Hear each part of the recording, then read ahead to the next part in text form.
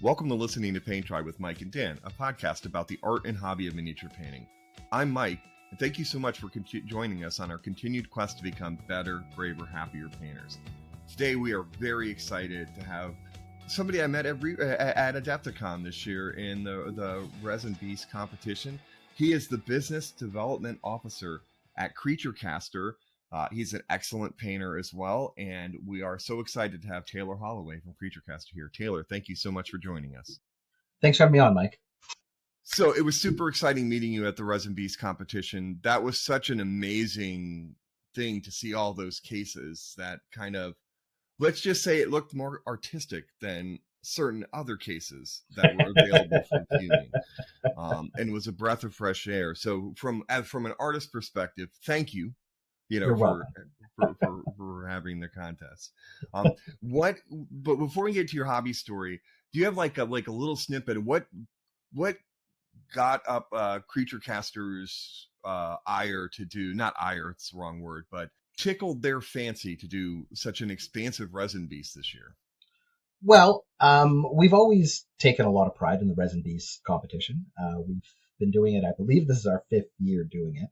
And what we decided to do this year was we took on a sponsor, a partner in this endeavor, and that was Parabellum. So they do Conquest.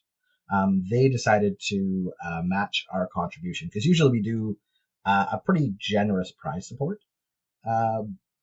in cash, by the way. We're one of the few events in the world that actually offer cash prizes to winners, but they decided to match us, and so we started off this year with $14,000 worth of cash prizes to give out to the winners of the Resin Beast. And then what happened, we actually had $14,000 this year to start with the event. And I started talking to Peter, who's the CEO of the company. And my background actually is business, and putting together events, especially sponsorships. And I went to Peter and said, well, if we have one partner in this, why don't we get other sponsors and build a bigger event? And that kind of led to us having a conversation. It turns out I have a good friend, Alexi from Mysterium Miniatures, and I know that he's been looking to break into this market, and I gave him the opportunity to join as a sponsor as well, which he graciously accepted enthusiastically, because when I suggested to him, it was actually for the 2024 Resin Beast, and he insisted that he takes part in the 2023 Resin Beast. And so he matched us for the $7,000, and in exchange we would allow not only Creature Caster models to be displayed in the event, but also Parabellum models, which is obvious because they were partnered with us, but also Alexi's model for Mysterium. Now the interesting part with Mysterium is they do not produce physical models; they produce STL files. Mm-hmm. So that's how their company has kind of built itself up.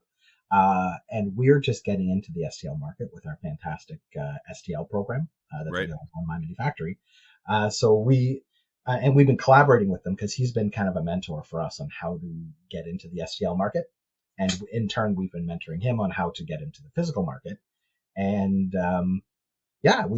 so he joined up. And so we had $21,000 this year to give away as cash prizes. And this all came together pretty quickly because he didn't actually come in until, I want to say it was probably January. That's when he decided he was going to be part of this. Mm-hmm.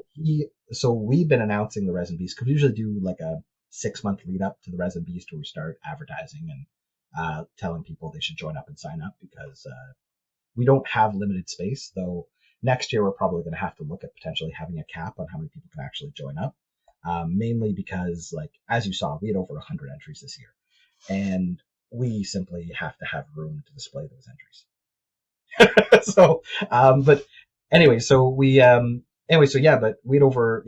it was great. It was a great event. So yeah, it's impressive. We'll delve more into it in a little bit,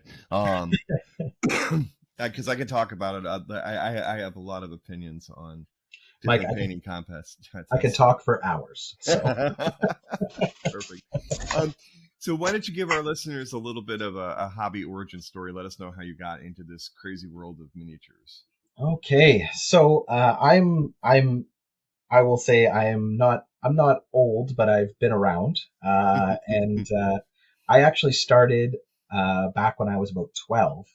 My dad, who was a desperately closeted nerd, wanted to do nerdy stuff with his kids, but didn't want to make it seem like he was the one that wanted to do it. So he actually purchased some of those old Dragonlance lead models. Remember Nice. those from Ralpartha Yes. back in the day, like the big box sets? Mm-hmm. So he bought a bunch of those box sets for me and my brother to work on. Now my brother, God bless him, great guy, chewed on lead. We couldn't let him around it. So so so we so it became a me and my dad project. And I remember he bought the old tester enamel paints for me to paint with, Oh because yeah. that's what you had back then, right? It wasn't you didn't have acrylic paints for models. This was 1992. Right. Anyway, so I had these testers paints, and I was painting these dragons with my dad, and eventually my dad got kind of tired of doing it. And he moved on from that hobby, but I kept it going. And every once in a while, he would buy me a pack of Ralpartha models from the local store, which is called Comics North, and I would paint them up. At that time, too, we were kind of getting into Dungeons and Dragons. We were starting to get into, and we started getting into Warhammer through this. I think I told about it. There was an old, I think it was Mattel game. Yes. That's back when Mattel had a teamed up with Games Workshop, so they had their like Hero Quest. Of course, when you got into Hero Quest, we got into this game called War Masters or something along those lines. Right. Yeah. And Yeah. it had the big vinyl mat and it had all the Warhammer models, and it was like on a hex grid, right? And you moved Right. the model around, and my brother and I would play on those. And those were plastic, so if my brother did chew on them, it wasn't a big deal. Right. So but yeah, so I mean, I was painting models for Dungeons and Dragons for our Dungeons and Dragons games. I was also I started painting the models for our Hero Quest and the other stuff, and then it just kind of became a thing where I was just painting models all the time when I was a kid. Eventually, to Games Workshop, I think it was like, I want to say it was shortly after. It seems longer to me that I was using these testers paints, but I don't think I was using them for very long, because Games Workshop came out with their acrylic line very shortly after that. And I Right. remember I got the entire set for Christmas, and I was painting with those, and I still remember how they smelled. They were definitely a weird smelling paint. I remember that. Not the Oh testers, yeah. the Games Workshop stuff. It Oh was, no, no, absolutely. Even yeah, I had some of the art store acrylics that my mom had used for a project for my dad for homecoming from a deployment, because I'm a Navy brat, yeah, and I remember those yeah. acrylic paints had a funk to them too. They Like, did, yeah, yeah. It's strange. That smell will always stick with me, right? And I noticed that like paints don't smell like they used to. mm-hmm. Oh yeah, Yeah, no. And I yesterday I was in the city in DC in a place called the National Building Museum, which is one of the buildings my agency manages. And we were in the back storage area, and I'm like, oh my God, this smells like acrylic paint. And they're like, what do you mean? I'm like, this whole area smells like acrylic paint. And sure enough, well, I go around in the corner, and literally there's these miniature displays of Washington, D.C. from architects that are all painted. And I'm like, when were these painted? And they're like, early 90s, late 80s. And I'm like, that's acrylic paint. Yep. yeah, yeah. That's. But anyway, yeah. I remember my mom used to complain about the smell of the paint. So that's what, like, cause she could smell it, and it was just, yeah. And of course I didn't have a dedicated painting area back then, so I used the kitchen counter. So I had the light set up, and I was always painting at the kitchen counter on a stool, not even a proper chair. And I mean, back then I was a kid, so thank God, because my back would be destroyed if I tried doing that now. But yeah, and I mean, I painted, I think, all the way until I want to say I was about 17. Pretty much when you start finding girls and going on Yeah. dates and stuff, you find yourself doing the hobby stuff less. I was still doing the Dungeons and Dragons and a little bit of Warhammer here and there, but not as much painting. And then it wasn't until, I want to say, probably 2003 I got back into it. My Oh, I'm really sorry. that's okay, no worries. That's my wife letting me know that my wife and daughters and a niece are in Philadelphia going to Taylor Swift tonight. So Oh, right on. yeah, so that's them. They left this morning. My bet is that's her telling me she's there. That's good. That's awesome. Yeah. So yeah, my son and I have a guys' night, which is going to involve the copious amount of chicken wings. Oh, there you go. I got a girls' day. I got a daddy-daughter day tomorrow. So me and Helix have to figure out what we're doing. Yeah, I don't know. We might watch. I don't know if we're watching a movie or what we're doing tonight. Or Evil Dead Rise is out on video. Right. Well, Taylor, who's I'm interviewing, is from Creaturecaster, just suggested Evil Dead Rises is out today. That's got some value. There's some merit to that suggestion, Taylor. Yeah, that's the new one. I heard it's really good. It got really high reviews. Okay. Oh, he's saying that people from like Weekly Planet, and he's hearing that actually it's pretty good too. So, maybe it might be Chicken Wing and Zombies, which is, I just bought the movie. I bought the movie. I didn't download it. I bought it. Oh, nice. I legit paid Google to have it so I could watch it tonight with my wife. Nice. Yeah, and we typically do something like that. I think last times we binged like the first season of The Walking Dead because he had never seen it. He wasn't really old enough, and we got Wings and Walking Dead. So I apologize about that. So we talked about the death smell of the acrylic paint. So one of the things that was interesting when we were talking a little bit beforehand, before we started, I hit the record button. You were talking about using the hobby to fund the hobby. Yes. Yeah. And so can we talk a little bit more about that? Because I know that this is something that hits a lot of people like at home. Yeah. So like I got back into Warhammer about 2003. My girlfriend at the time, now my wife, we had kind of settled down. A lot of my friends were settling down with their significant others, and they said we wanted to get together and do stuff, but we didn't really know, what to do, right? We want to do some organized thing. And, I suggested that maybe we start doing Warhammer. They were very confused because they didn't know what Warhammer was. And then I introduced it to them and they went whole hog and just went right into it. And I ended up having some painting experience. I not only painted my army, I painted my brother's army. I painted Steve's army, James. I was painting everyone's armies, right? And I never really thought about it at that time. I started going to game stores with these painted armies, and a lot of people were asking who painted your army. And then people were suddenly offering me money for my armies, like offering to buy my army for money. And it was significantly more than I paid for those models. So obviously, I'll be honest with you, Mike, I like money. I'm not going to lie. I'm not going to argue either. So when someone offers you, you pay like, I think at the time, this hurts my soul to say that, my $300 Warhammer army I could sell for $850. Because back then a Warhammer army only cost $350. Right. I kind of jumped at the opportunity. So what happened was I found myself for the longest time, I would just buy used models, or models from the game store, make an army, play with it for, a few months. And then as soon as I said I wanted to sell it, people were just throwing money at me to get these fully painted armies. So, you can't do that nowadays. Nowadays, when you go to sell a painted army, nobody's willing to pay 3-4 times what you paid for it. Right. For the most part. I mean, there's some exceptions, right? I appreciate you think I'm a fantastic. I'm a mediocre painter at best. There is no such thing to me. I don't believe in there's such as a media. I don't know. I've lost all the classifications of that stuff. There are exceptions to the rule. I mean, you have the people that are in the other orbit. Yeah. Like the Erics and the Sams and those painters. They don't typically paint armies though, right? Rarely do I see one of those very high end painters. Right.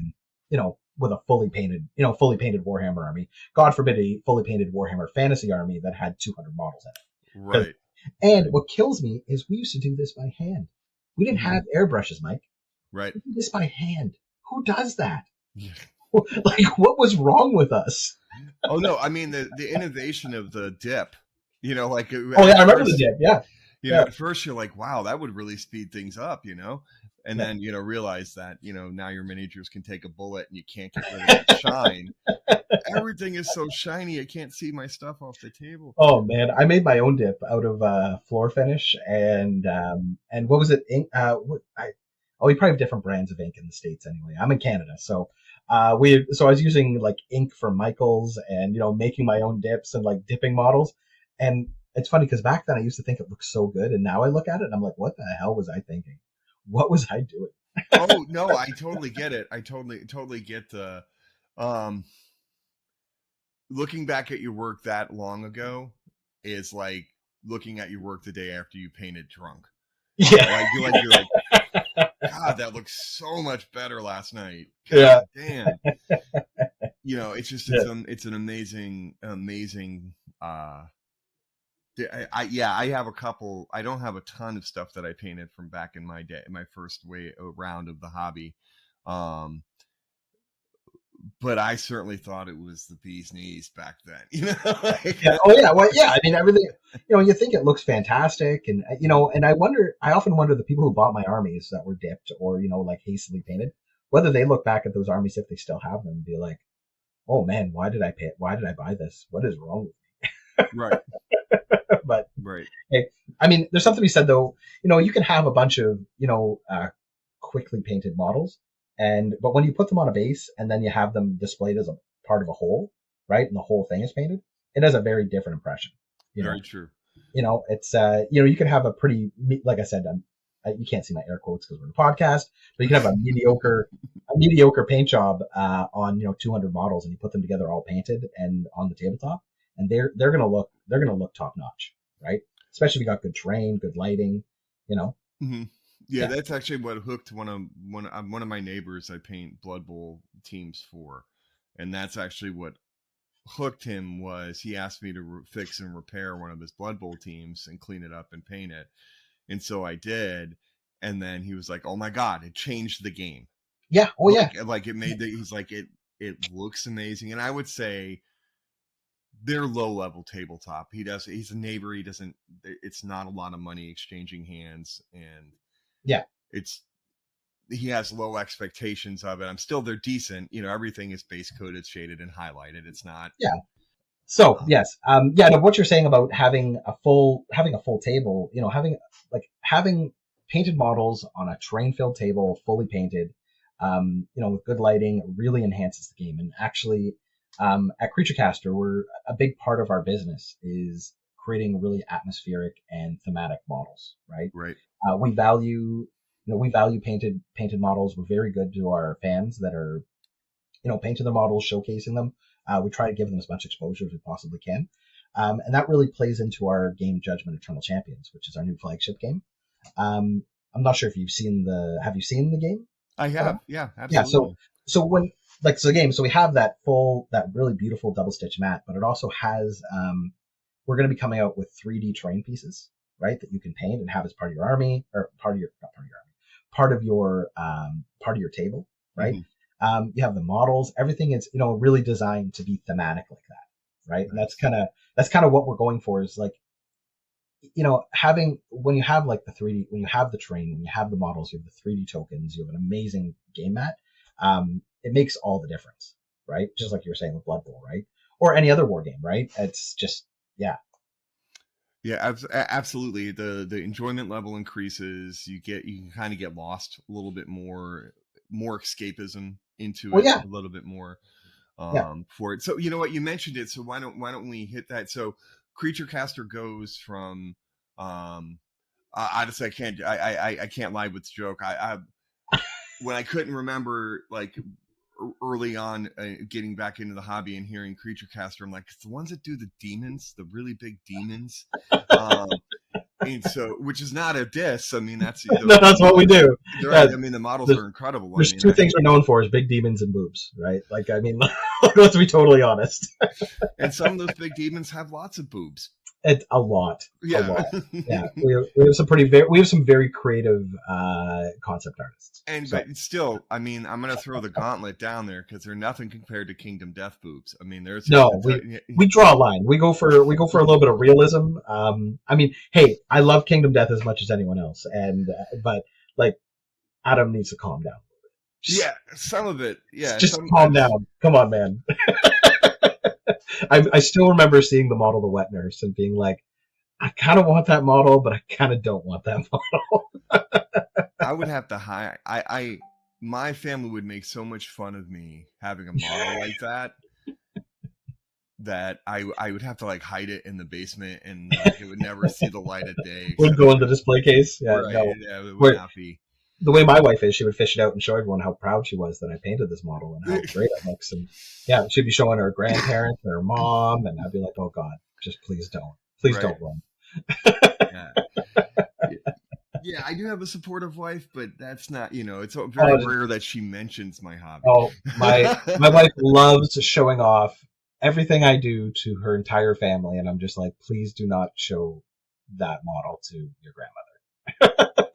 I'm only allowed a few pieces in the, like I have a samurai Anabugeisha model that I did that she gave me, and then a couple other, like I have a Quicksilver from the 80s TV show Silverhawk and another piece that are allowed upstairs because they don't look too nerdy. I'm like, are you kidding? Silverhawk from the mid 80s TV show. I'm pretty sure you're not going to get much nerdier than that. Such is life. I'll take every win I can get.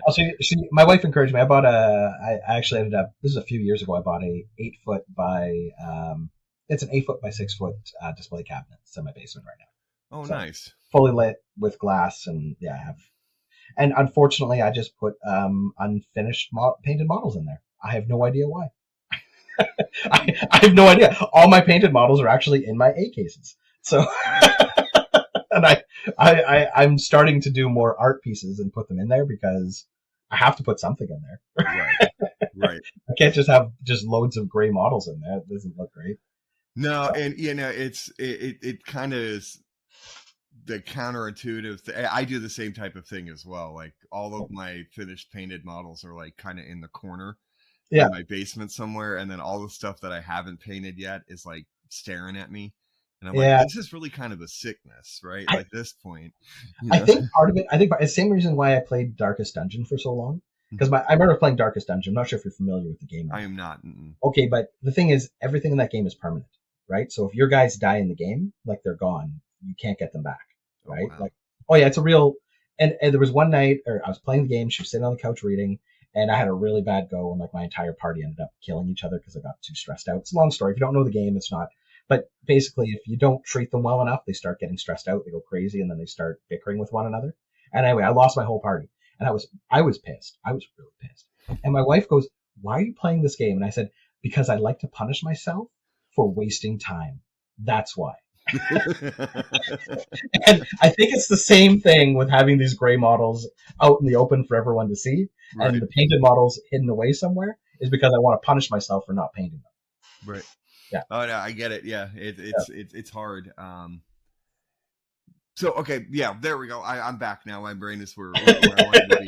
So we go from the Demon Boob Company to now we have a dedicated flagship game in it's called Judgment, right? Judgment Eternal Champion. So it's the second edition of a game called Judgment that was developed by the Gunmeister team in Australia.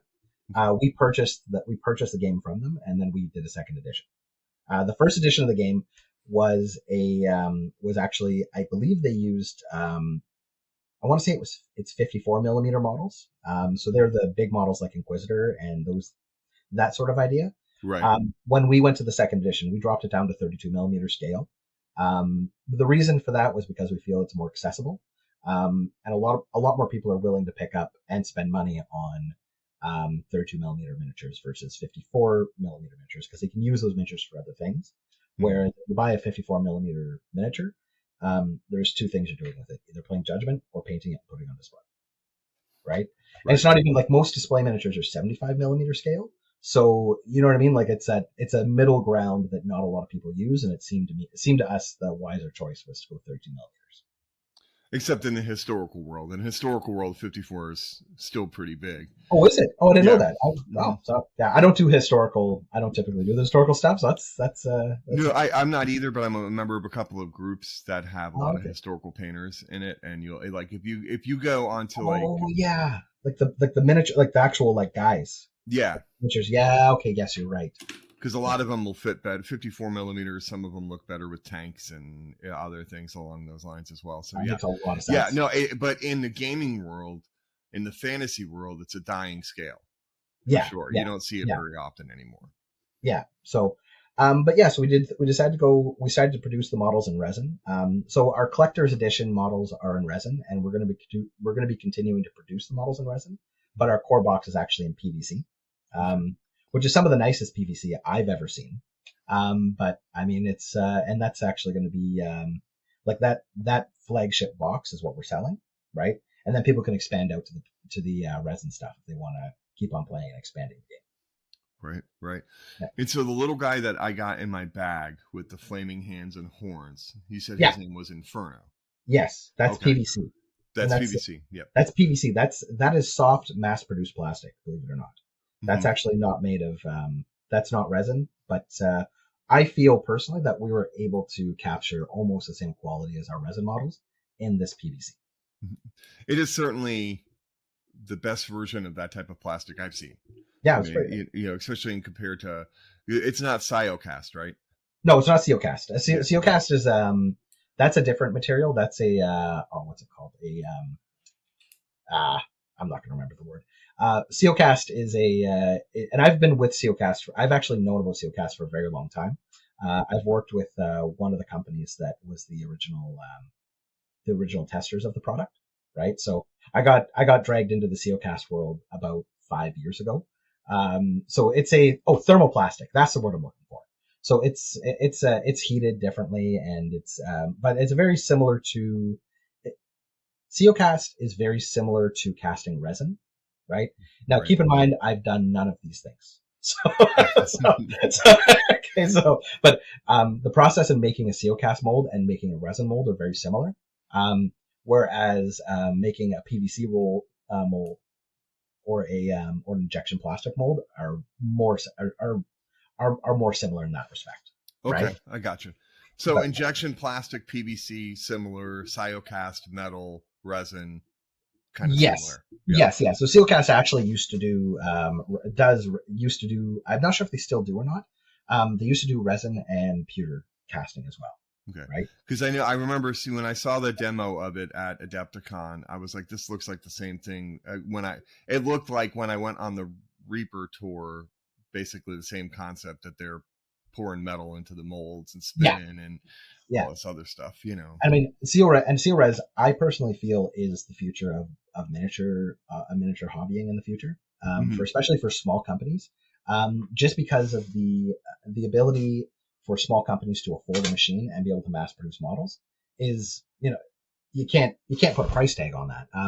If you wanted to do that prior to Cyocast being on the scene, you'd have to get an injection molding machine, and an injection molding machine is going to cost you a ridiculous amount of money, and then you need to have an engineer to actually use it. Whereas this can be used by almost anybody with the proper training, and you can produce hundreds of models, if not thousands, per day. But so you can make hundreds, if not thousands, of models a day with a CORes machine, and you're laughing. It's an amazing product. Yeah, and I want them to take the next step with it, though, to be able to produce display level pieces with it. You can. Well, you can. Because just what I've had my hands on, by the time you get rid of the mold lines on it, you're like, there's no, the definition is gone completely here now.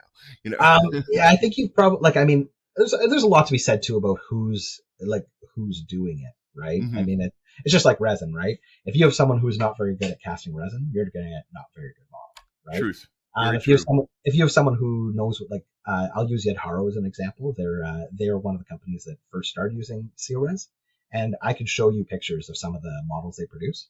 Yeah, I didn't know they could do. I thought it was all. It just makes me think like, have you ever seen a BattleTech Mini? Yep. Yeah, Yeah, it's I know. the worst mold lines on the planet. You know? Yeah, no. I mean, and I hear what you're saying, and I do agree with you that a lot of seal res that's out there is getting a bad rap because of the people using the machine and not necessarily the machine itself, Mm-hmm. right? And CeelRes keeps on innovating with new materials, right? Recently they just released this stuff called CeelRes Hard, which is it's almost like a hard plastic, and the samples that I saw were just as good as anything Games Workshop is producing these days. Oh damn! Yeah, to be able to if because where I always struggle with the COcast stuff is the being able to sand it. You can't sand it. Yeah, you can't even sand the hard. You can sand the hard. Yes, the hard stuff you can sand. With the soft, like with the original CeelRes material, you had to cut it away with a sharp hobby knife, right? Which is a bit of a pain in the butt. I mean, I remember when you were a kid and you used to cut those white erasers. Mm-hmm. Everybody did. Everyone cut a white eraser. It kind of felt like that, right? Where you're cutting away with a white eraser, which is kind of fun. I kind of liked it, but I see what you're saying about the soft CeelRes material. But really, if people are putting mold lines over eyes, that's the person who's laying it out, right? Like they should be, the mold lines should be hidden in certain parts of the model. It's just like when you're 3D printing, you need to have, if you're doing like a hollow model, you need to put air vents in it. You put the air vents where the connection pieces are. You don't put the air vent in the middle of the forehead. And you don't put the supports on the eyeballs, right? That's right. Yeah, you have to be a little strategic about this kind of stuff, right? Yeah, absolutely. Yeah. For sure, there's truth in that, and that's a big issue that I know a lot of people who play BattleTech have. They're like, every canopy has a massive mold line on it. Yeah. Why would you ever put the canopy, the most visible part of the miniature? They're producing. Oh, and they're using CeelRes, right? I think so. I'm not 100% sure. I think they are. I think Catalyst Games, I think, switched over to CeelRes. Yeah. So, yeah. And then they heat press them into the bases. Yeah. I mean, people are doing terrible crimes against models. Yes. I totally agree with you. There are people out there who do terrible crimes against models. Right. Right. And it's funny because it seems like it goes through phases, right? Like where Games Workshop models were frustrating to put together, and then Weird went, "Hey, hold our beer. We're going to give you models that you're going to make you appreciate assembling Games Workshop models." And so it just kind of goes through, amazing detail, but I can't figure how the F to put this thing together. There's 6 pieces that look exactly alike, Oh, yeah. And then Corvus Belli. I remember Corvus Belli's our first models, right? And I'm just like, and God bless Corvus. I do work for them every once in a while. They're great guys. And, but I am so like what they were doing with pewter models by the end. I mean, they're still doing pewter models, but they are transitioning out of pewter models. I've noticed, and moving into other materials as well. Probably because, and I don't particularly know the reason why. Probably because people are very. It seems like a lot of people are hesitant to use pewter models for some reason. Mm-hmm. And I mean, I get it. Well, the price of metal is just through the roof right now. Well, that's also true. But I mean, we're like, you and I are both relatively older, right? So we've used pewter before, but it was funny because when I used to run a lot of Infinity locally, a lot of the gamers, they would be like, how do you put these models together? How do you clean them? And I'm just like, really? It's pretty simple. It's just like a plastic model, but it's made of pewter. They couldn't wrap their head around the fact it wasn't on a sprue, right? So fitting metal models together, and I mean, Corvus Belli, I'm not sure if you've seen their models recently, but the way they do their cuts are really great. Like there's some pretty clever ways how they put together models and hide the lines, right? Like they'll do a cut like across the chest, right? At like on the front of the chest, and then across the back on an angle. So you'd have to press the model together there with this nice big like what's that word I'm looking for? Like a peg, right? Yeah. So you put the peg in there and it fits perfectly. It's nice and big and a nice flat surface for the glue to really catch on. But yeah, they were doing great stuff with pewter. But anyway, Dark Swords. From what I heard, do you know Dark Sword miniatures? Yeah, of course. Yeah. That's, I guess that they've switched away. Like they've really taken all that stuff into account too. We just had an interview with Aaron Lovejoy who painted some stuff from it, and they're like, he's like, the dragons. He's like, you can't. He's like, I didn't fill a single gap on the dragon. Yeah. Like, because the way now people are getting smarter in understanding. Oh yeah. Yeah, I'm digging it. It is a trend I can get behind. Well, we have whole meetings, like we have hour-long meetings sometimes just about how to do the cuts on models, like where to put the cuts on our models. And it's a bit of like we recently started doing, we started shimming our models. So we do, so what it is, and I know I'm using my hands to talk, and that's not It's really okay. a podcast format, but so a shim, what we do is to create crazier designs, like add more dynamicism to the model. What we've had to do is take parts and we put a 5 millimeter or 0.5 millimeter piece, like sheet of resin between the two pieces. And what that does is it helps absorb mold shifts, so we have less miscasts, right? Because the way it kind of works, like if you have a really sharp point on a poured resin model, that's where you're going to get bubbles, right? You're going to miss out on the point. Now, if you shim it if you put a little shim in there, and it's by 0.5 millimeter shim, right? We can get sharper points. We can get better curves. We can do a lot of amazing things now with resin. A lot of other companies aren't doing. Mm-hmm. Like if you notice, a lot of our models have whips for some horrible reason. But a lot of companies can't even pull off whips in resin because they're not doing the shims, right? And that's kind of so and we have had pushback about the shims because they view it as flash, and it's not flash; it's an actual shim.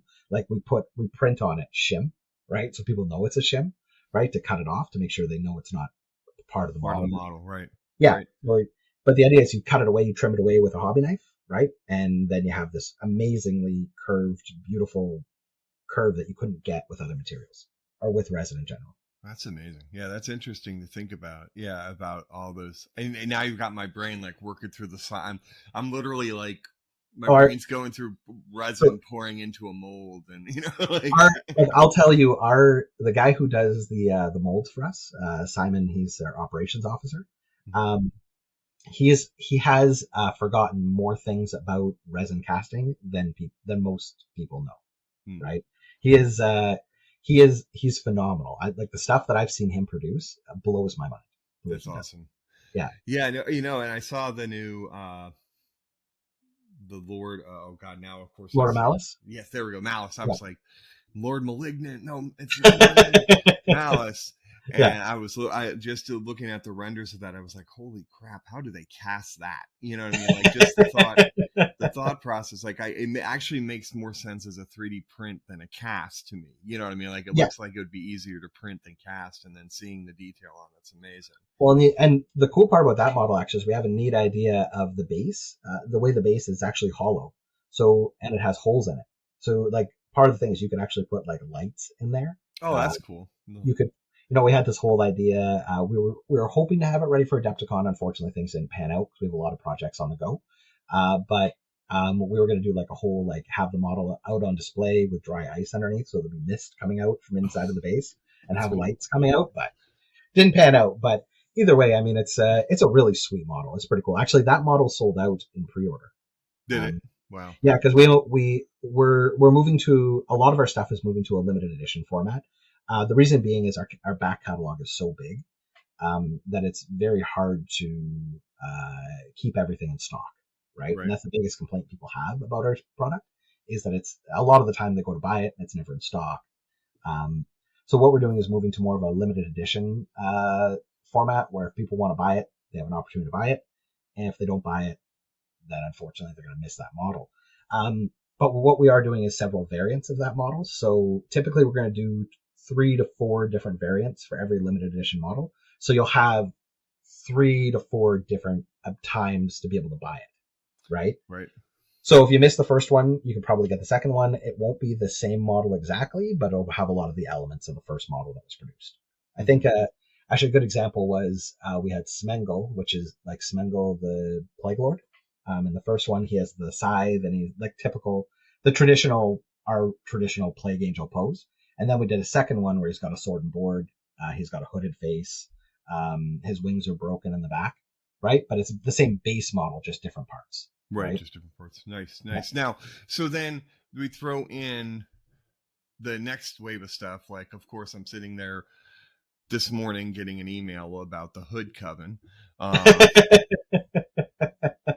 Yeah, the red hoods. Yeah. Which I'm like, God damn it! Now So, and those are seal res, by the way. those are Those serious. are seal res, and they're you actually but trust me, if you get them, it's going to change your entire opinion about seal res. Yeah, that's probably going to be in my next paycheck. Yeah, it's I like they're the hood. Yeah. Yeah, they're phenomenal models. I've got the chance to see them at. They were actually on display at Adepticon. Were they? Okay. In front, yeah, and they're phenomenal models. That's actually part of. So we have a separate project with some of our. So one of our sculptors, Tudor Fott, and our concept artist, Alex Boca. They have their own company called Novak Dawn. So what we're doing is we're producing models for them. So this is part of their line of miniatures. And then what we do is we produce the models in CRS for them and release them through Creature Caster. Very nice. Very nice. Yeah. So now, well, those won't be STL files. No, I mean, okay, so I can't speak for Tudor, but so they do actually have their own STL subscription service. No, it's not a subscription service. They just have a My Manufacturer's store for Novak Dawn, and I think they released their first one, which are a bunch of skeletons, like undead skeletons, but they are top notch. They look phenomenal. But they've also produced, so we have the werewolves. So we have the wolf and the wolf pack. So it's like a big werewolf and a bunch of werewolves. Yes, I've seen that. Yeah. Yeah. Then they have the hunters, which is the head hunter, and he's got the two guns. And then he has like the cannoneer and the guy with the dogs and all that stuff. And then this is the third set that they've released. Now, here's an important question. Are these models Resin Beast eligible? 100%. Okay. 150%. They are definitely Resin Beast eligible, and I encourage people to get them and enter them. One of the most overlooked what's it called? Categories that we have is the diorama category. Very few people enter it, and I don't know why, because probably has the biggest prize pool. I'm definitely in it. I actually started sketching my diorama on the plane home. Sick. That's awesome. I'm glad to hear it. I knew what I thought. I actually I got the email, and then it was like, you could already register now for the next year's Resin Beast. Yeah. And I'm like, I think I might pull the trigger in the next couple of weeks. I'm torn because I really like the Red Hoods. Mm-hmm. But I also really like some of the models in the May release for Creature Casters STL. They're very much, I don't know how to explain it. There's kind of a gothic feel to them with the masks. Yeah. Okay. Yeah. Sorry. I'm always a month ahead, right? So when you're talking about May and I'm thinking about June, I'm like, wait a minute. It's not. Yeah. June, this is they kind of feel Victorian. Yeah, the combination between Victorian and Harlequin, which is like that combination's like perfect for me too. And so nice. I'm like, I like them both. And it's interesting you brought that up because we're actually doing something different with our STL program too. I'm not sure if you've noticed. We're actually building our own IP with that STL program. So that takes place in a separate project we have called World of Reclamation, where that is. So I write the Dungeons and Dragons for that, Dungeons and Dragons adventures for that particular setting, right? So every month you get a Dungeons and Dragons adventure, you get all of those, you get like a dozen models that are all part of that adventure. And we're slowly building up our IP. So we have more models for role players, for war gamers, and also for Resin Beast. And people want to do dioramas, right? Right. Because when we did Resin Beast in years past, people were always like, well, it's nice that you have a diorama category, but I'm not going to put 3 or 4 giant demons in a diorama because that's all we had, right? Right. So we, this gives people a lot of ammo they can use and throw at Resin Beast if they want to. And another thing people are doing with our STLs, which I found fantastic, was they're actually scaling them up to 75 millimeter and painting them and putting them on display. Yeah. Joe Orthober from Orthober Studios, he won. I don't remember where his model placed, but he one of his models won one of the categories. He and I are in a whatchamacallit are in Eric Swinson's Discord together. Oh, okay, yeah. So you know Joe, yeah, he's a fantastic painter. Yeah, but he was like the first thing he reached out. He shows me a scaled up version. He goes, what do you think? And I'm just like, this looks amazing. Mm-hmm. And a pair of the detail holds, which is I'm really happy about. Right? I mean, we do like we treat our STL program like we treat any other release.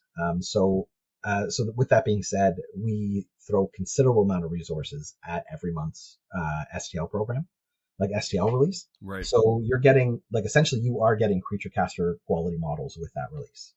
We don't cut any corners. And I mean, and people have mentioned that as well, that they've noticed just how detailed the models are compared to what you usually get in the STL market. Right. And, that's an interesting question, because that kind of leads me to one of my biggest complaints about STLs and about the digital sculpting world out there is sometimes it's too much detail. Yeah. And sometimes and so as I feel like maybe I'd be curious to get your opinion because you're in the market, but I look at some, like, I know there's STLs that I look at and I'm like, well, I like that, but why did they print the filigree on the edge of the cape? Because it's going to look weird.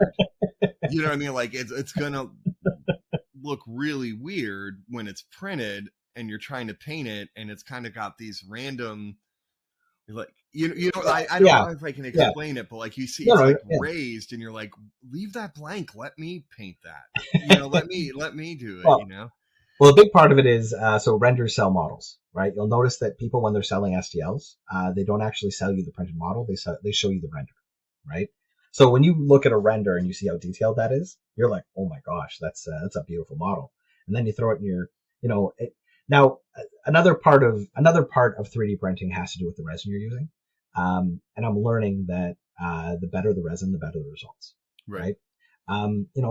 If you're using a 8K printer with 8K resin or even 4K resin with the proper settings in place, you're going to see that filigree just fine, right? Like, it's going to pop out just fine.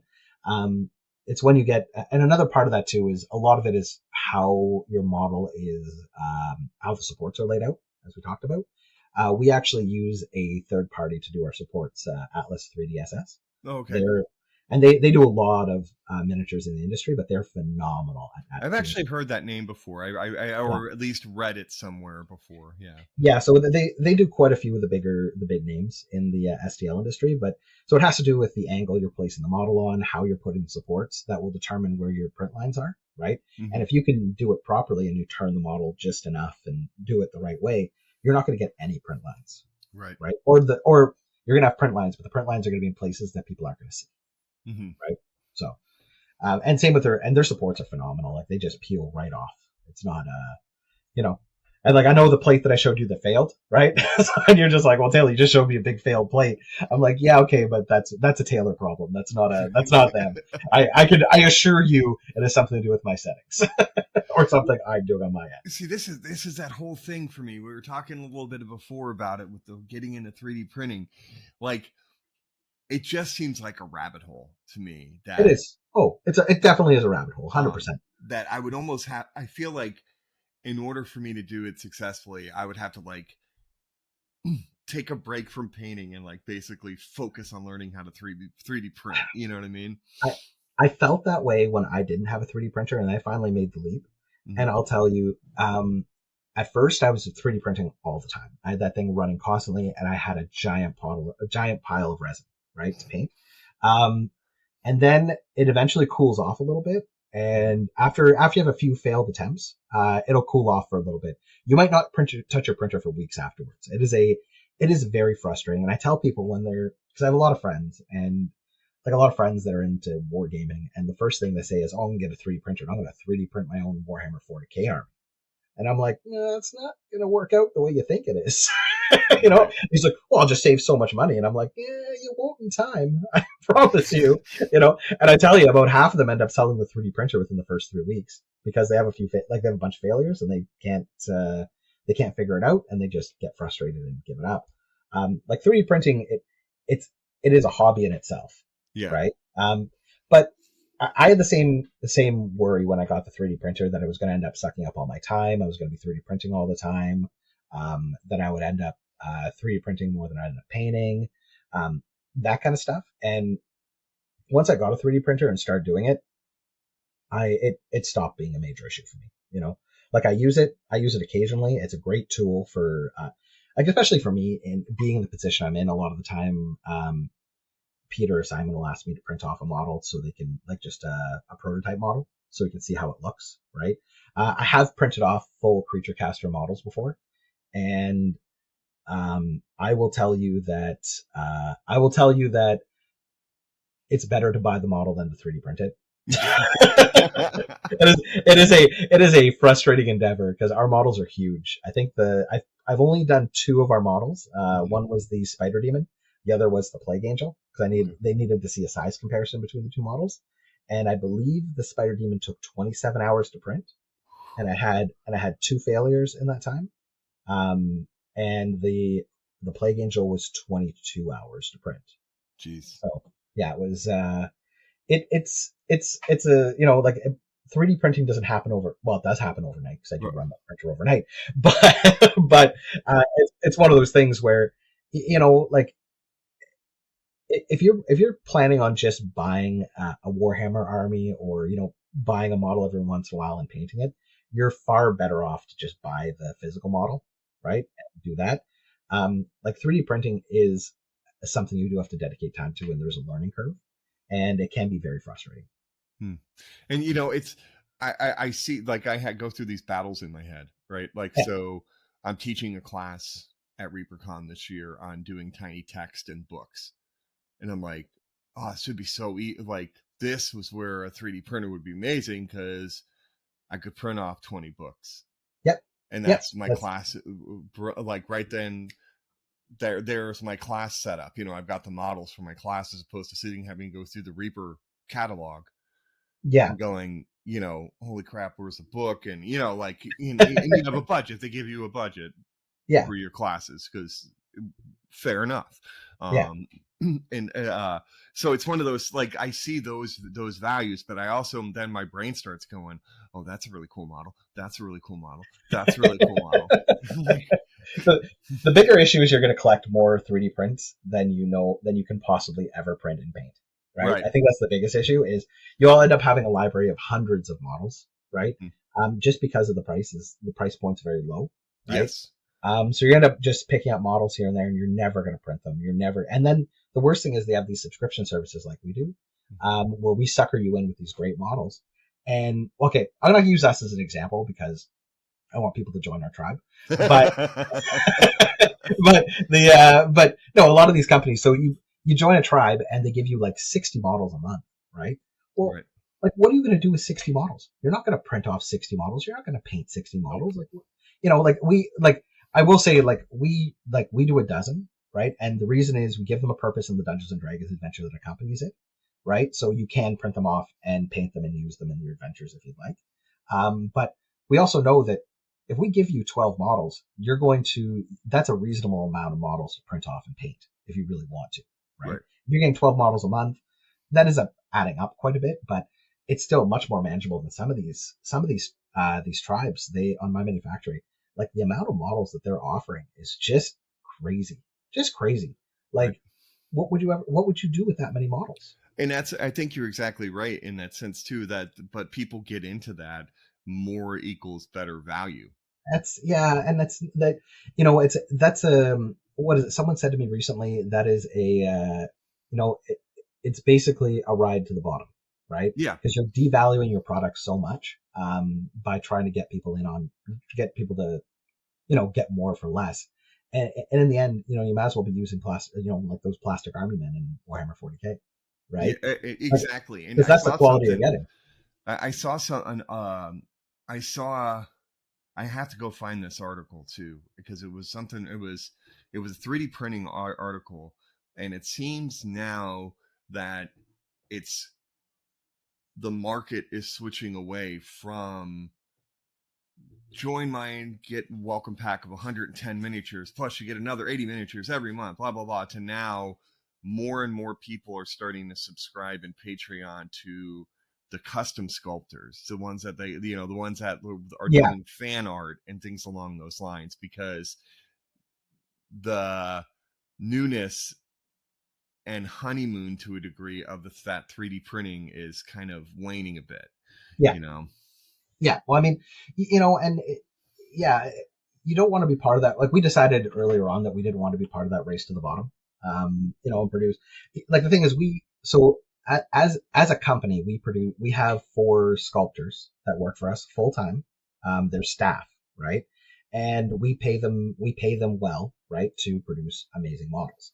Um, that costs a lot of money. Like I know how long it takes to make a model, and it takes a long time to make certain models. And if you're producing 30 models a month, right, 30 or 40 models a month, you're going to have to cut corners to get those model out.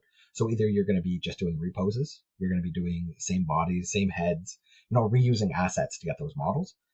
With us, every one of our sculpts is a unique sculpt, right? Mm-hmm. For the most part. I mean, there are elements that can do reuse. Like I'm not going to say that we do have, and we have textures and stuff that we reuse and stuff, but well, of course, because there's a squad army nature to some of it. You know what I mean? Like yeah, there are teams. yeah, like it would make sense that you would have similar, at least at the very least, themes inside like the Red yeah, Hoods. yeah. Like we try to, like for example, our next month release, I'll just announce here because I don't know when this is coming out, but I'm assuming it'll be before June, but not. It'll be 2 weeks from today.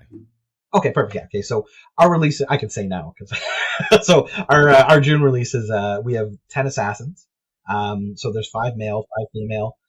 There's this weird, messed up minotaur creature, and there is a demon, like a on a 40 millimeter base, so like an atriarch sized demon.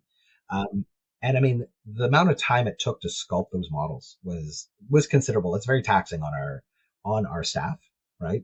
Like we do, like and you have to remember, because on top of that, we're also doing our regular releases, right? Mm-hmm. Which is also part of the reason why we're going to a limited edition route, is because we can sculpt one model and we can do like 27 variants on that model, right? Like variant pieces, and then release just the same model with different pieces, right? So once we do it, it's done, and then we have 4 months worth of releases set up, right? If we're doing 4 different variants, right?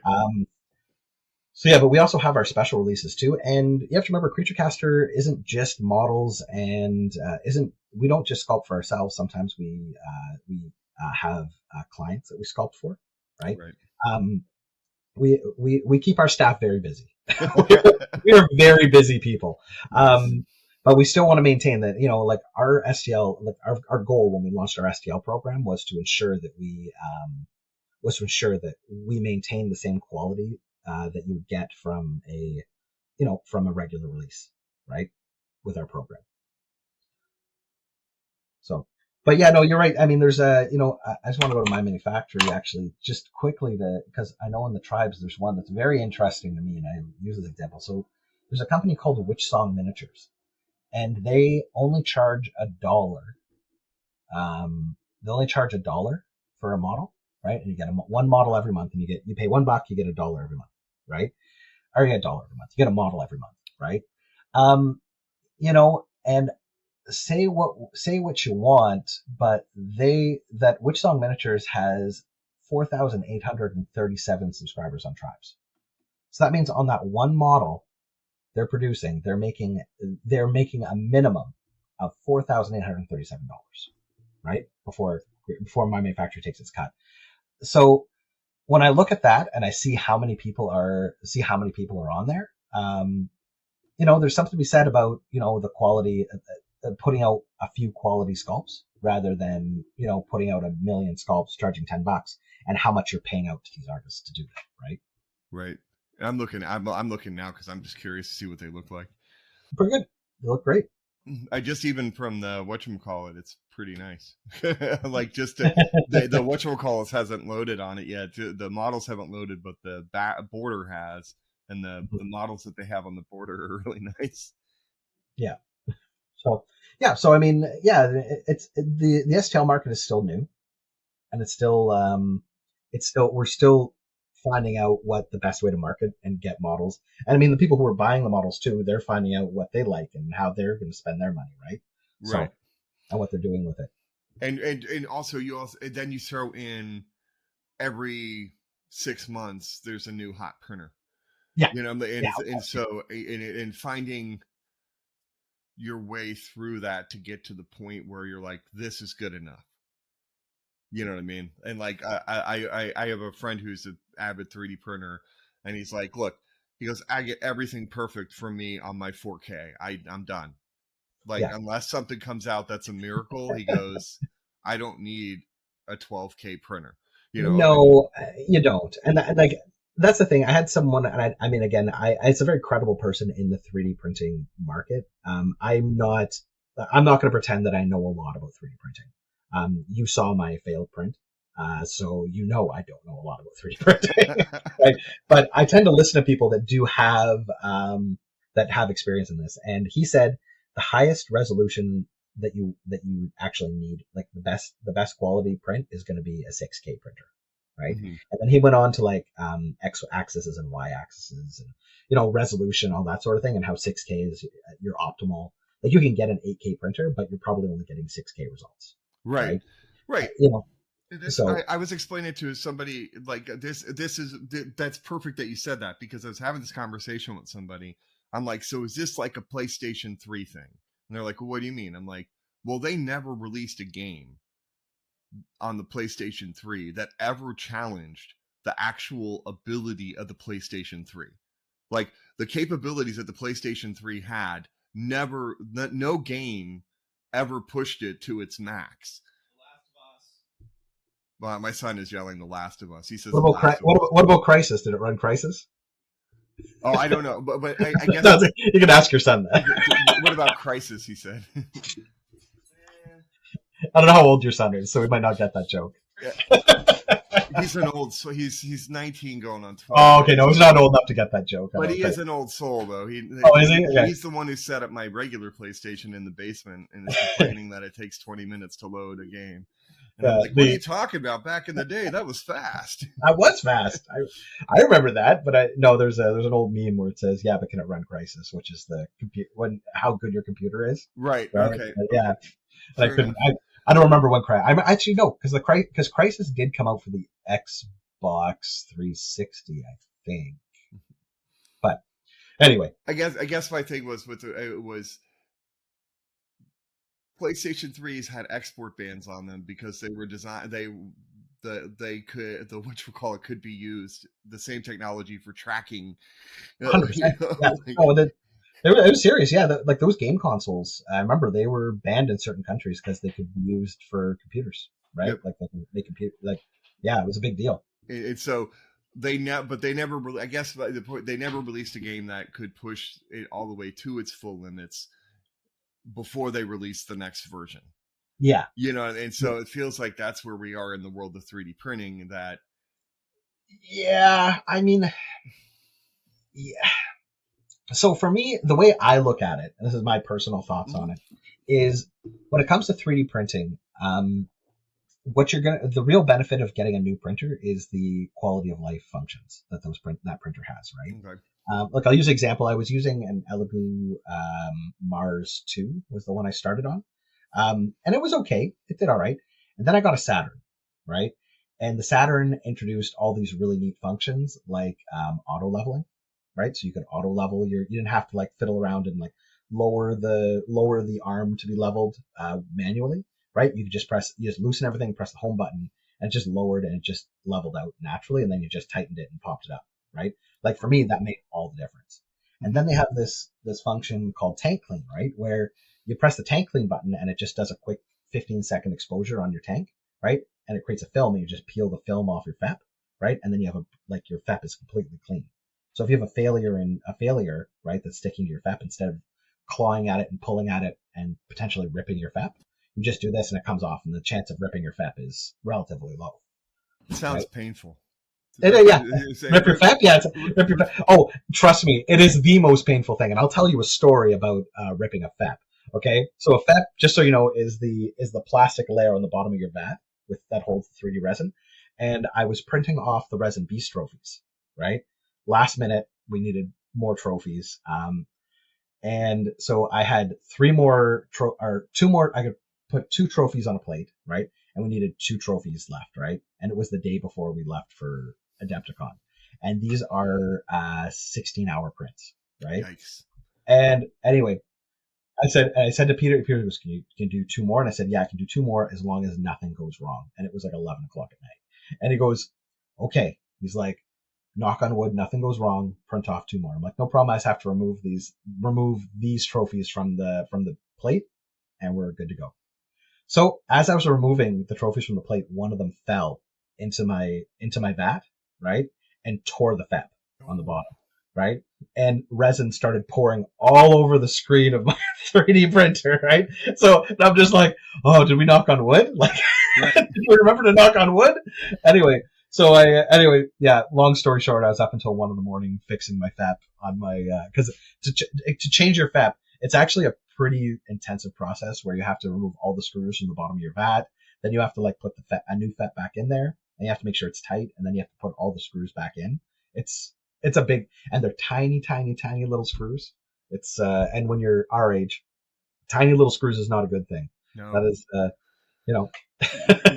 so nope. Anyway. Yeah, so tearing your FEP can be very painful, especially if you're on a timeline. Yeah. Okay, but that does make sense though, that even if it's a resolution that's not a big jump, the functionality of the printer 100%, and that's increases. Really, and that is the same thing as game consoles, right? When you look at the jump from the different game consoles, they always add more and more quality of life features, right? Yeah. That make your life well, I mean, if you look at the Xbox 360 versus, I'm going to use Xbox, I have an Xbox, right? But the Xbox 360 versus the Xbox, I don't remember what it was called. One? The Xbox One, yeah. So if you look at the difference, right, the Xbox was mainly a game console, right? And all you could do with it was play games. The Xbox One, they added all sorts of like Netflix, YouTube, all that other stuff to it. Plus they had an amazing thing, which was an output in the back, like a, what was it?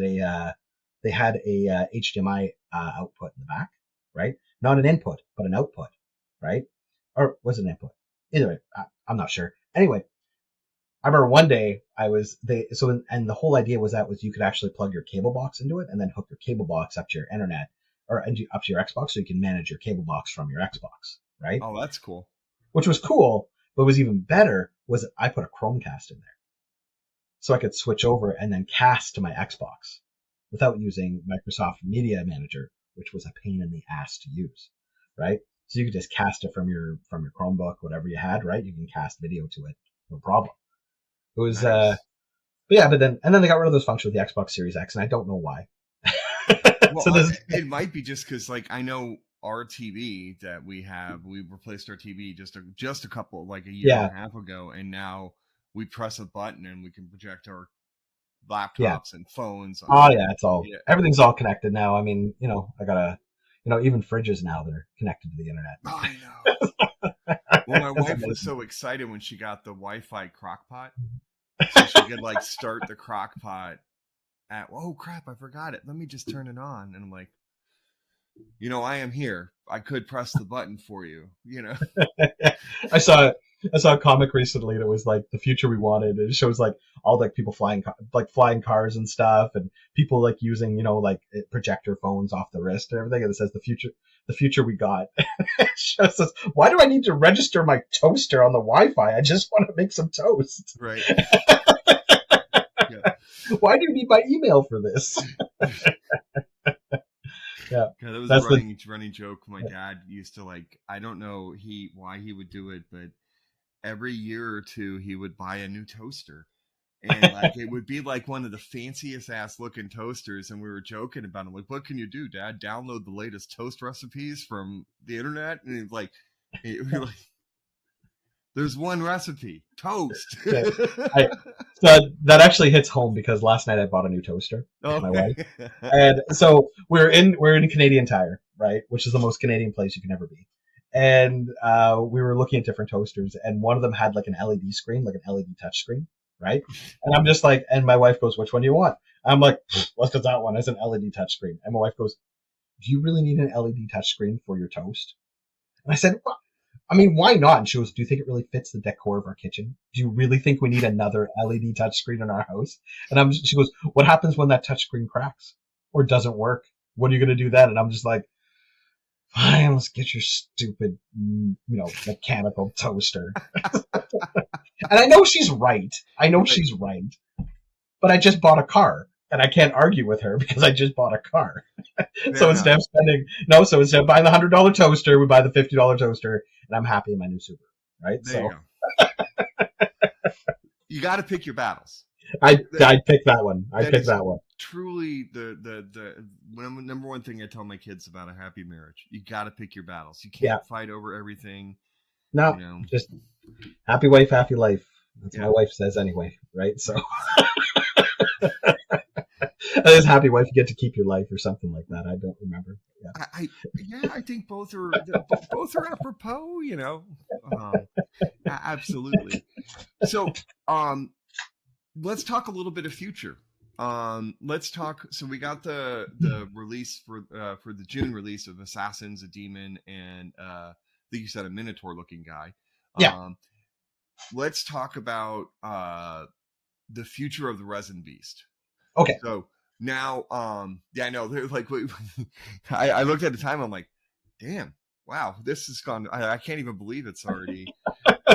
We've been going this long already. Well, hopefully, I'm giving you a lot of content to work. It's fantastic. Love it. It's natural conversation, just going wherever it goes. But I do want to know, I know you had talked about the future of the Resin Beast.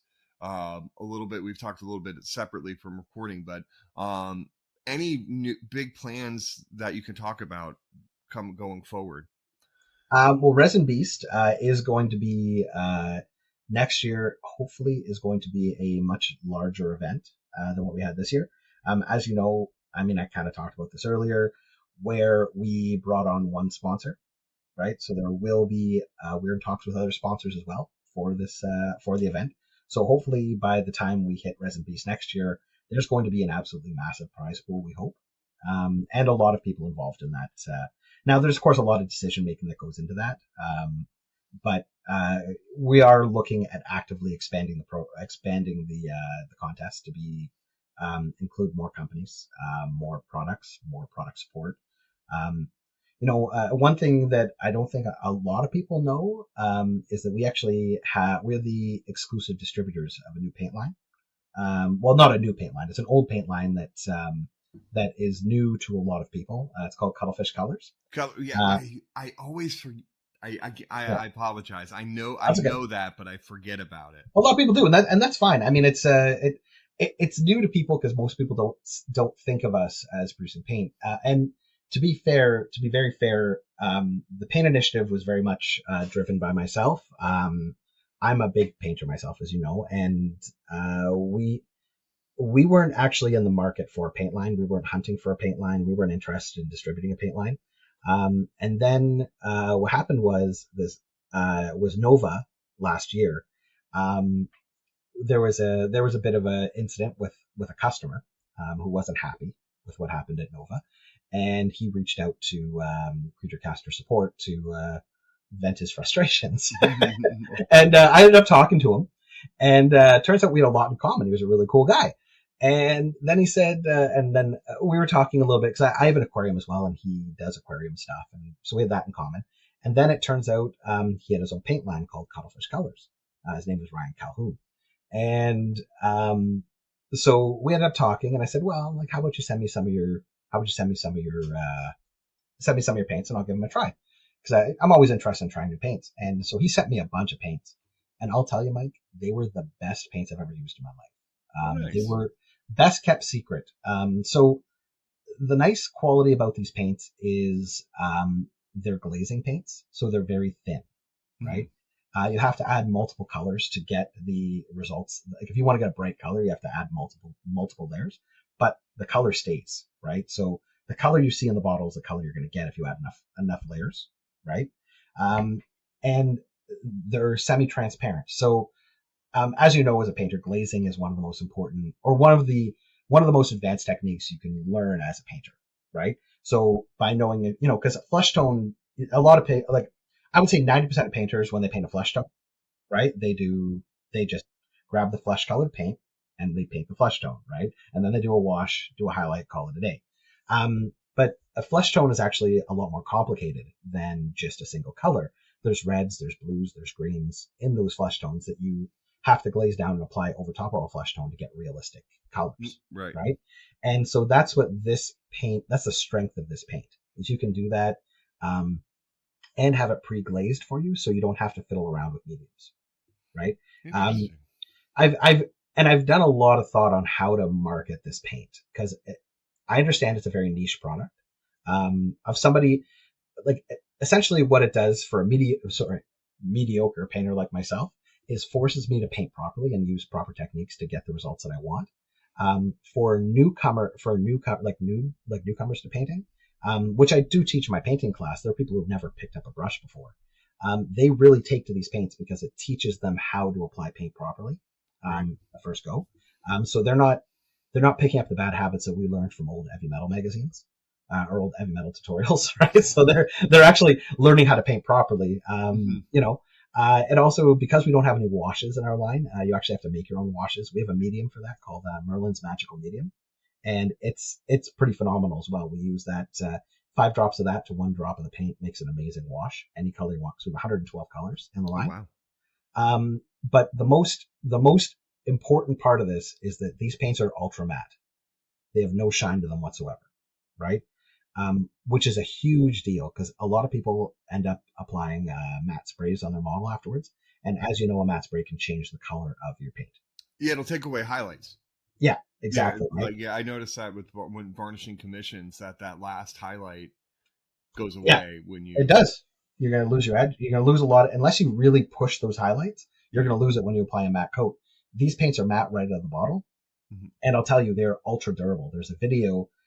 So I'm not sure if you're familiar with Don Certos or not. Yeah, I know the video. I know who he is. Yeah. Yeah. So Don really loves cuttlefish colors. He's there was a bit of a story there. I know Don from other stuff, but I approached Don and he wasn't too keen on doing it. And then he tried the paints. But one of my tactics to get him to try the paints was I actually airbrushed a model with cuttlefish colors, and then there's a video of me. I threw on the Doom soundtrack, and I covered my toothbrush with airbrush cleaner, and I took it to a Space Marine model for 5 minutes for the whole Doom soundtrack of me just scrubbing the model. Not a lick of paint came off.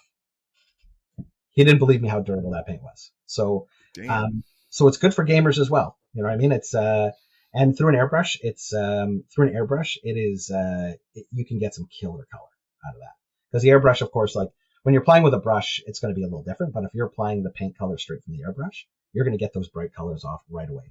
Well, you saw Clay Williams' Old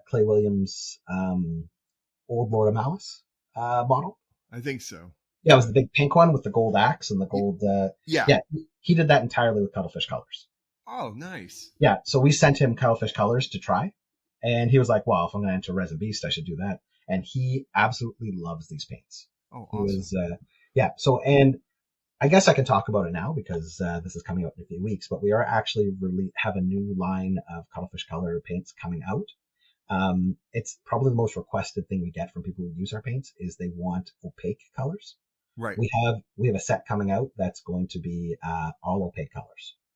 So 16 different opaque colors to base coat your models. And I will tell you a little bit of secret about this is it's an entirely new formula. You won't believe it when you use it. But the paint themselves have the consistency of ink. So like they're as thin to use as an ink and require only one layer to go right over top of any color. What is the price point on those? American, I think it's going to be $89 for 16 paints. They come in the big 22 milliliter bottle. 22 milliliter size. Yeah. Right. So, yeah. And they have the consistency of ink. So it's like an ink. So it's not like a paint. Like, it's not thick. Right. So the whole premise of these paints is that you put down a base coat, and you want your base coat to be as thin as possible, not to obscure detail. Right? And then you can glaze on top of this with the actual cuttlefish, right? But these are the base coats that you're going to do. It's very fast drying, so you wouldn't want to try to blend with them, right? Right, you're not trying to wet blend with them, yeah. No. They dry way too fast for that. So our cuttlefish paints, they have a retarder in them, so they dry. These things will dry by the time they dry so fast, right? Okay. Because the whole idea is to get you painting, right? So get a base coat down, and then get you painting, right? So Yeah, okay. You said they come out in June? probably in June, yeah, mid-June. All right, I'm gonna have to keep my eye open on that. And I'm fine I'm fine talking about the paints on the podcast. Okay, right? That stuff is fine. It's just me showing you the model isn't going to translate well to a podcast. I mean, but if you want to have you going, Jesus Christ, I mean, you might want to leave that in. Yeah. For sure. Yeah. Okay. But yeah, so the future of our business. I mean, we're also going to be doing Judgment, right? Judgment's a big part of our company, right? So we're planning on doing some very aggressive releases for Judgment in the next few months, starting with a new model every month that's going to be released with cards and tokens to keep the game going. We're going to be starting a competitive tournament scene with that game as well. And we have a pretty neat idea on how to do that is when we run tournaments, everybody who joins the tournaments gets a limited edition model. So it's a limited edition resculpt of one of our core models. Right. Right.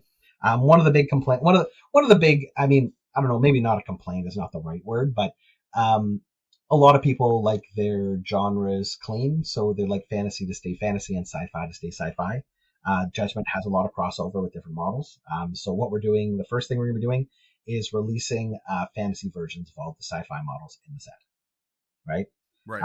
Like the first one's going to be Alan Deere, which in the set is sort of like a futuristic elf with a fancy compound bow. And the fantasy one is just a fantasy archer with like a fantasy archer elf. Mm-hmm.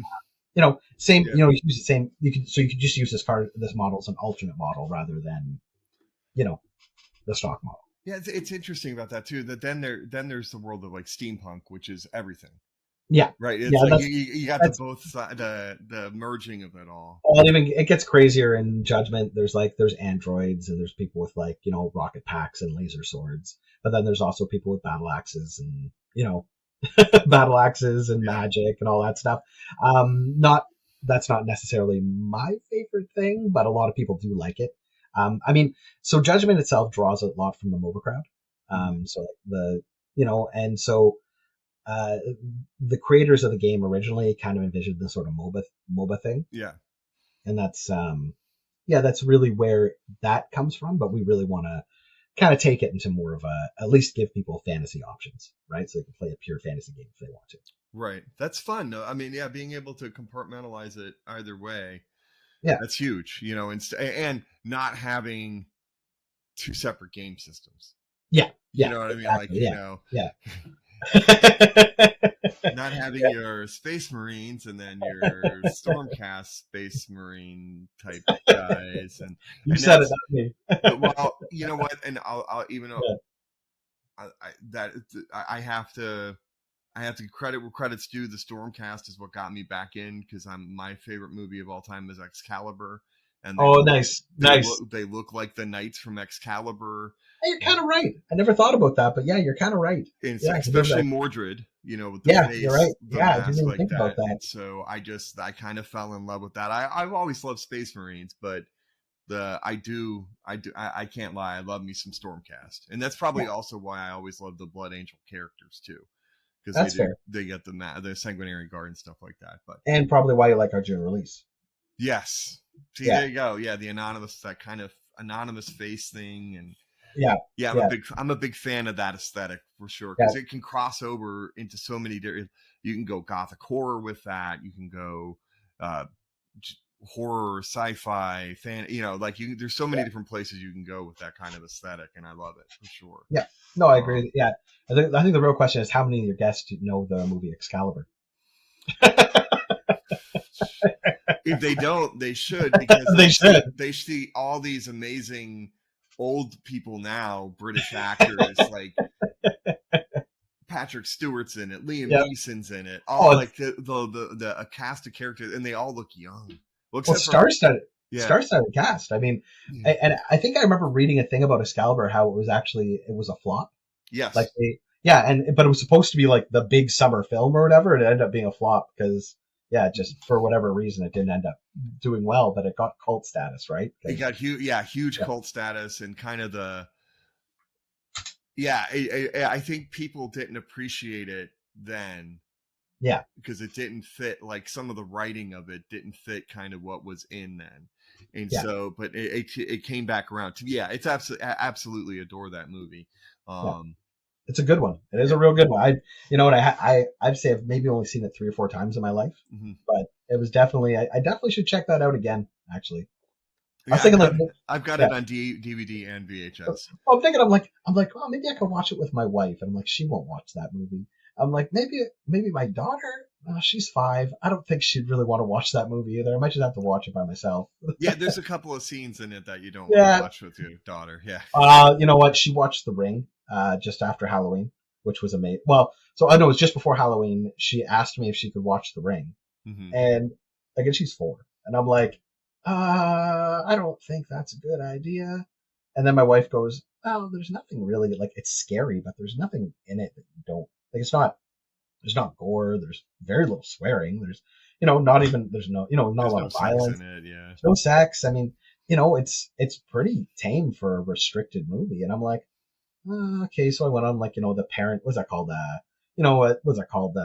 I don't know. Advisory or something. Yeah, something. I just see, whatever. And everyone's like, don't let your kid watch this movie. This movie is terrifying. What are you doing? Right? Like, this movie is scarred adults. Like, and I'm like, and then she's like, I really want to watch it. And I'm like, all right. And there's a video of me watching The Ring with her, and it's like almost at the end, and she's like in my arms, like shaking, and she's just like, and I'm like, hey, we can turn this off at any time, honey. And she goes, no, we got to finish it.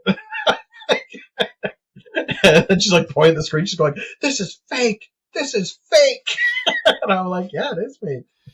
And stop the movie, she'd walk around, she'd like pump herself up, she'd go into her bedroom and be like, don't be scared, this is fake, and then she'd come back and watch another 15 minutes, and yeah, we finished the movie. I mean, yeah, but see, and that's, God, it just reminds me of the creepy pot of, like, my son was terrified of the Slender Man, and it was all based on this video that somebody did for a contest. It was created via that contest, who could make the weirdest urban legend, and it won. And the video in it, like, my son was totally freaked out about it, and I watched it. Within 20 seconds, I went, Ryan, 3/4 of this is from Buffy the Vampire Slayer's Hush episode. He's like, looked at me, and he's like, no, it's like a documentary. I'm like, no, Ryan, this is from Buffy the Vampire Slayer.